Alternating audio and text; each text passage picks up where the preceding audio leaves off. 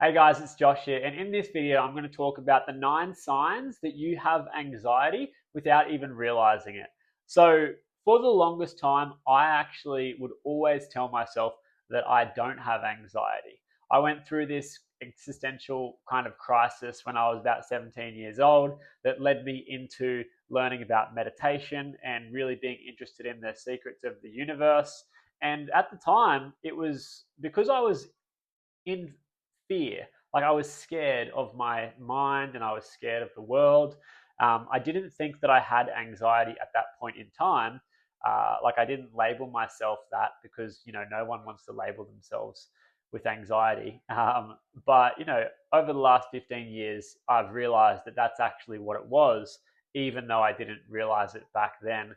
And in this video, I want to talk to you about the 9 signs that you can actually look at, and if you have these things in your life, then it's a pretty good sign that you actually do have anxiety and that you do struggle with anxiety. So I'm going to walk you through them and give you some examples because with anxiety, it's one of these things where everyone actually does experience it. It's a normal part of being a human, but it's kind of like a thermostat where some people are on the hot end with really intense anxiety, and then some people are on the colder end where it's really not that big of a deal and they might just get it every now and then.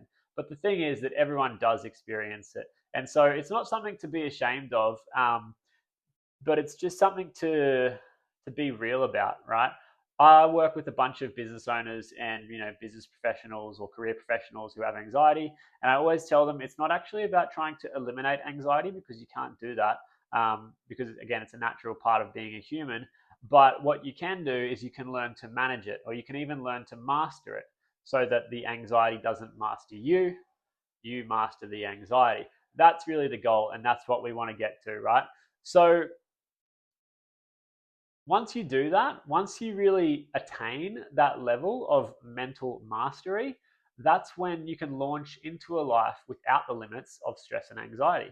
And that's what we're going to talk about today. So let's talk about number one. The first sign that you have anxiety without realizing is that you overthink everything. So you're constantly getting stuck in these mental loops, overthinking little things that have happened that are actually insignificant. So they might feel like they're really big and really important to you, but if you were to take a step back, you would realize it's actually insignificant. And in some cases, it's not even real. Like it's just an idea that you've created in your head. So you may have just created a situation, created some kind of a false idea in your head. You've created some kind of scenario or experience or circumstance or situation in your head, and it hasn't even happened. It's not even real.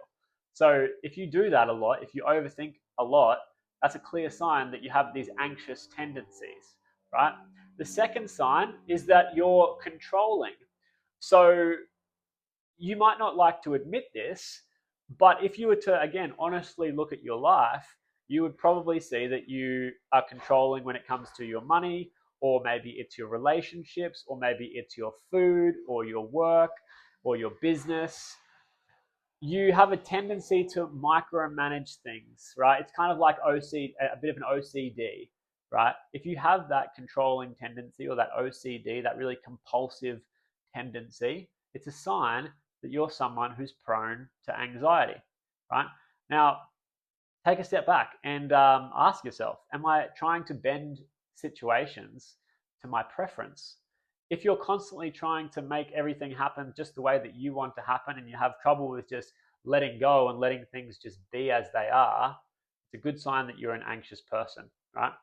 Now, number three is that you struggle to let go of the past. So this is like a constant rumination about things that someone else has done in the past, things that you have done in the past, maybe things that you didn't do in the past that you wish that you did do, which leaves you feeling this constant feeling of like shame or regret or guilt that you just can't seem to let go of. You just can't seem to move past. And it kind of hangs around like a heavy weight that just kind of drags you down in your day-to-day life. If you struggle to let go of things uh, from the past so that you can really be present in the here and now, again, it's a good sign that you have anxiety. This is actually something that I used to struggle with.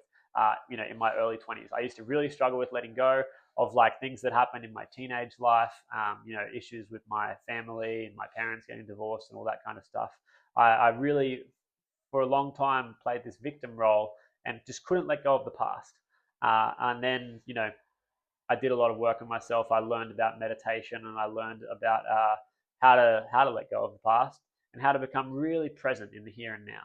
And that's going to be one of the biggest game changers that I have learned over my life, that I would really recommend everyone to learn how to let go. It's a really important thing to do. When you do learn to let go, it can actually be the triggering mechanism that allows you to create more freedom in your life. So let's go to number 4. You're easily frustrated and emotionally reactive. Now, I see this a lot with guys that I work with. They're snapping at their partner, they're snapping at their kids, they're being very impatient and, frustrated and emotionally reactive. Now, if you're like me, you don't want to live like that, right? You probably want to be a more calm, grounded, peaceful presence in your home, in your relationships, and in your family. And so if you are noticing that you're having these intense emotions, this frustration and the emotional reactivity, it's actually a gift, even though you probably can't see it like that now. It is a gift. It's kind of like your partner or your kids acting as mirrors or reflections, showing you something that you need to work on within yourself. It's actually not about them, even though you might feel like it is or you might think it is. If you can change your perspective, you can start to see it as a mirror or a reflection that's trying to teach you something about yourself. When you approach your triggers like that they're just mirrors, that they're just reflections showing you where you have unhealed aspects of yourself that you need to heal, that's when, everything starts to change. You take responsibility for your shit and you can actually start to make some progress with it.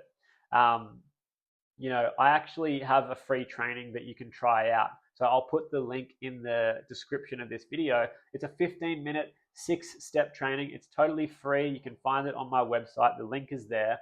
And this has been a framework that has helped me a lot in my own life personally. I learned it back in 2023, and it was so helpful for me that I actually took it and I integrated it into my own coaching. And now it's something that's helped, plenty of my clients. So if you have a go of that system, it's a 6-step system, right? You'll need to have a journal and you'll need to have a pen and paper. You can go through it. It's really powerful. It's really great. It'll help you heal some of your trauma and process some of those suppressed emotions and change your perspective around. So if you're feeling stuck in a certain area of your life, or like, you're being triggered at home with your partner or with your kids, this is going to help you understand why you're being so triggered and what to do about it. So go check that out if you want. Now, step 5 is that you get stuck in negative thought spirals. So it might be that you wake up and in the beginning of your day, at the start of your day, you just are flooded with negative thoughts, right? And so you're automatically feeling this stress building and this constant feeling of pressure just starts to build up. Now, then what will happen? This is all starting from the negative thoughts, by the way. What happens then is you go to work and you then, you get distracted, you're busy, you're working, and it takes your mind off of things. But then you come home at night and then it kind of like floods back in. The negative thoughts will just flood back into your mind. And for some of you, it might affect your sleep. Some of you might try to suppress it with like alcohol or your phone or porn or watching TV. That's not necessarily the best way to deal with it, because this is going to create this negative flow-on effect for your health. So the thing with our thoughts, right, and our mental health is that it's not actually just a separate thing. Like our mental health is not, or our mind, I should say, our brain is not separate from our body. It's actually intimately connected. So if you start having all of these negative thoughts, overthinking, mental stress, it actually goes down into the body, right? Your brain and your nervous system are connected. Like literally, the brain stem is connected to the spine, and that's basically the nervous system. So if you have all this shit in your head, all this mental chatter and noise and stress, it creates physical symptoms in the body as well. So negative thoughts in the head can start to lead to negative feelings and physical symptoms in the body. And if that goes unchecked, and you start, not sleeping well, you start drinking, you start being on your phone until like, 12 o'clock at night, and it has a knock-on effect, right? And then you wake up, you're tired, and you're already on the back foot again. The negative thoughts come straight back, and you're in this cycle, right? It's really not, it's not good, right, for your for your general well-being. So if you have that experience, it's it's a pretty clear sign that you have anxiety. Number 6, you live on a roller coaster of intense highs and lows. Now, highs and lows are normal in life. It's normal, right? There's positive and negative, there's good and bad. You have good days, you have bad days. That's totally normal, actually, nothing wrong with that. The problem is if you have these intense highs and these intense lows. So it's like you're on this roller coaster and it's really intense. The emotional intensity is high and then it's super low, right? That this becomes a problem because again, it can start to impact your health. You start to get burnt out, you get fatigued, and if you go on these really low lows, you start to get really stressed out. It leads to burnout, and you get sick easily. Your immune system goes down. Again, that's not separate. Like your mental health and your immune system are also connected, right? If you have really shit mental health, your immune system is going to be weaker as well. So you're going to get sick more easily, right? And that's what happens when you live on this roller coaster of highs and lows. We have a thing within our body which is called homeostasis. It's the body's natural balance.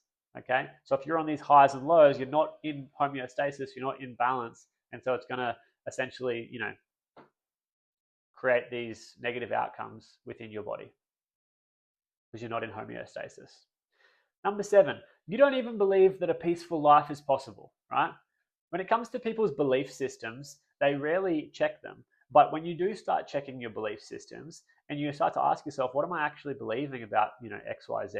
A lot of people don't even believe that they can have a peaceful life, especially here in the West. I live in Australia, but I know this is true as well in the US and in the UK and even Europe, right? New Zealand as well. It's like people don't even believe that a peaceful, balanced, calm life is even possible. People just think that stress is just normal, right? Living in high states of stress is normal. That's what people really think. But it's not true. Like, you go to other areas of the world and it's just not true. It might be normal for us in the West, but just because everyone else is doing it doesn't necessarily mean it is normal or that it is good.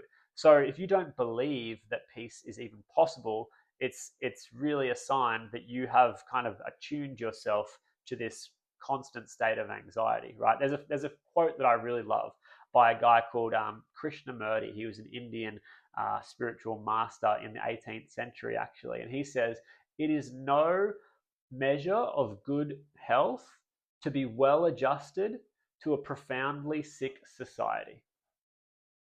It's no measure of good health to be well adjusted to a profoundly sick society. And that's just such a great quote because it's so true. We're just well adjusted to this sick society. And that's why we think it's normal, but it's not. It's not a good measure of health to be well adjusted to a sick society, right? And that brings us to point number 8, right? You've normalized unhealthy levels of stress. So again, in the West, we think it's normal to just be constantly stressed all the time. And I don't know about you, but I've seen that in my own family, within my own social environment.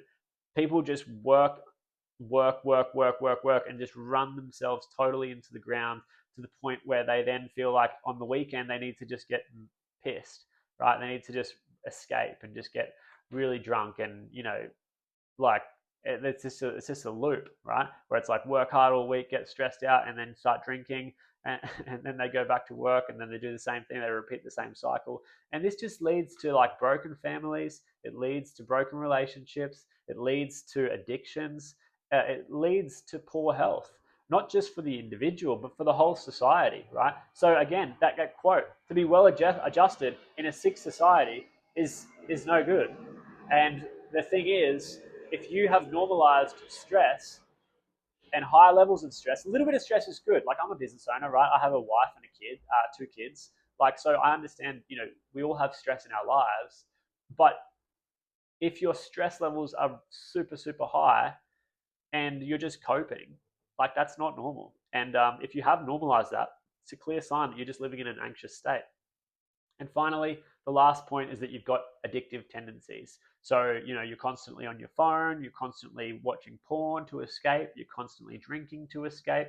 These are all signs that you are living in an overstimulated, anxious state, constantly looking for an escape because you can't actually just be present and feel what you need to feel, right? So, it's again signs and symptoms of an unhealthy society, a confused population, and really just a lack of direction and purpose. Because if you had direction and if you had purpose in your life, you wouldn't feel the need to escape into all of these other, unhealthy coping mechanisms, because you would be focused and you would be clear and you would be, productive in alignment with your purpose. And to live like that, that's a really good life. But to live kind of constantly escaping into porn, drugs, your phone, social media, constantly just trying to fill a void, again, it's no way to live. It's not a good way to live. So yeah, that's it. If you want to read more about this, these 9 signs that you have anxiety without even realizing it, then I've written a blog post. You might have even seen me just looking at it. I'll put it into the description of this video. You can go check it out. You can read the blog post. I'll also put that free training that I mentioned in the description, so you can go and check that out. And that's it. That's 9 signs you have anxiety without realizing it. And I hope this was enlightening for you. Thanks for watching, and I'll see you in the next video.